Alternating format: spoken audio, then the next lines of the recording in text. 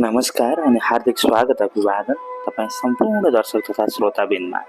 म तपाईँहरूकै कथावाचक प्यारो मान्छे सागर। सधैँ जसो आज पनि मेरो प्यारो मित्र एन्जलजीले दुबईबाट एउटा सुन्दर कथा पठाउनु भएको छ। जानी नजानी जस्ताको तस्तै वाचन गर्ने अनुमति चाहन्छु। एक समयको कुरा हो, पहाडी गाउँको एउटा सानो घरमा बस्ने केटा थियो एन्जल।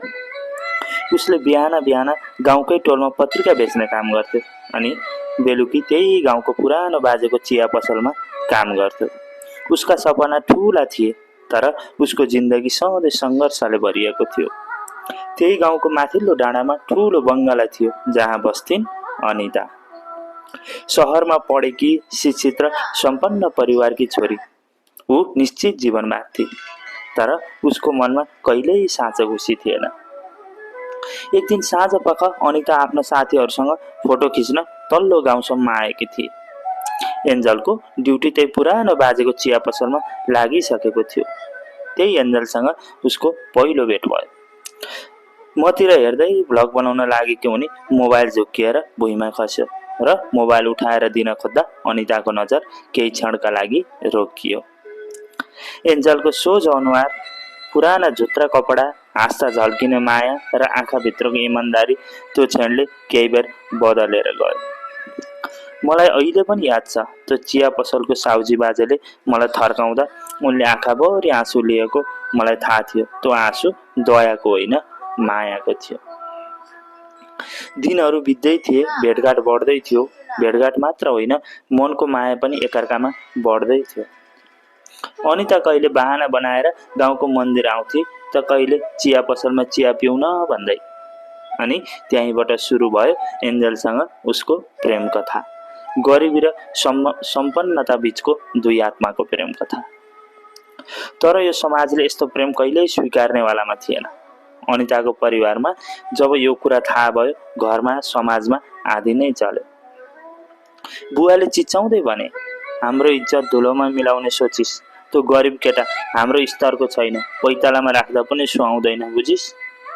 अनिता रुँदै उसको बुवालाई सम्झाउन खोज्थे। म उसलाई माया गर्छु बुवा, म उसको इमान्दारीलाई माया गर्छु, उसको कामलाई इज्जत गर्छु, उसको प्रेमको कदर गर्छु, उसको स्थितिलाई होइन।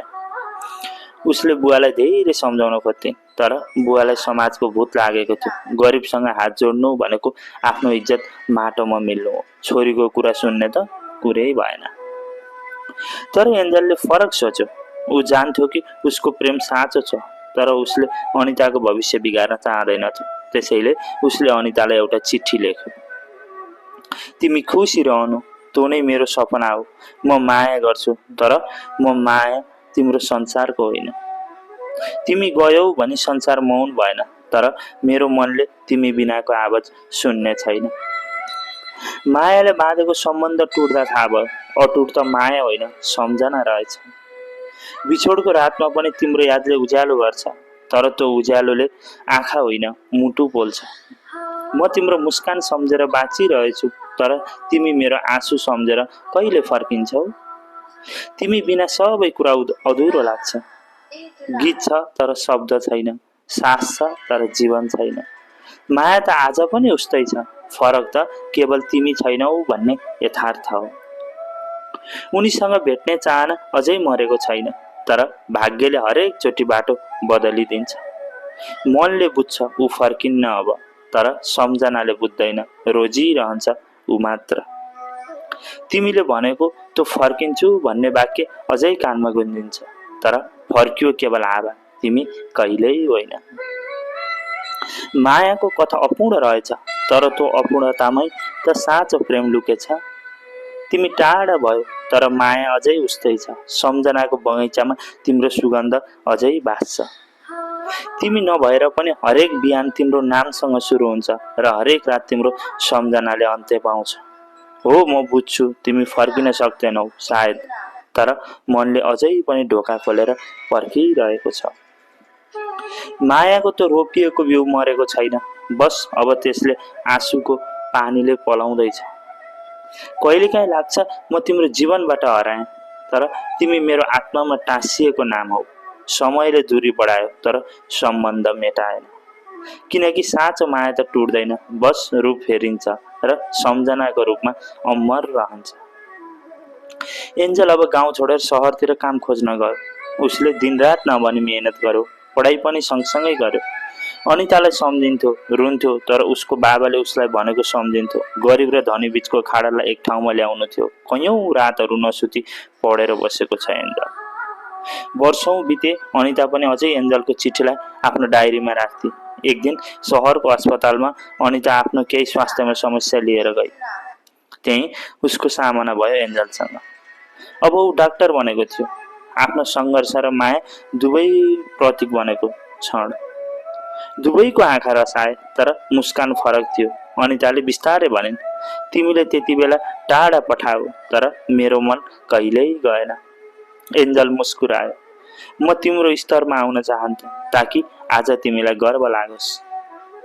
त्यो दिन समाज, परिवार र सबै फरक कुरा मौन भए। माया जित्यो, गरिबी, दूरी र समय सबैलाई। उनको कथा सायद सधैँ सबैको मनमा रह्यो, किनकि त्यो माया पैसा होइन, आत्माको सम्बन्ध थियो। अनिताले पनि बिएससी नर्सिङ सकाएर आएकी रहेछन्। आज दुवैजना एउटै अस्पतालमा काम गर्छन् सँगै र दुवैजना धेरै खुसी छन्। अन्त्यमा एन्जल र अनिताको प्रेमले एउटा कुरा सिकायो, साँचो माया कहिल्यै मर्दैन, बस उसले धैर्य गर्न र पर्खन चाहिँ सक्नुपर्छ। अन्तिममा धन्यवाद एन्जल, मेरो मित्र, यति मिठो कथा पठाएकोमा। हजुरहरूसँग पनि यस्ता कथाहरू छन् भने, पठाउन चाहनुहुन्छ भने मलाई पठाउन सक्नुहुनेछ। म वाचन गर्ने प्रयास गर्नेछु। धन्यवाद।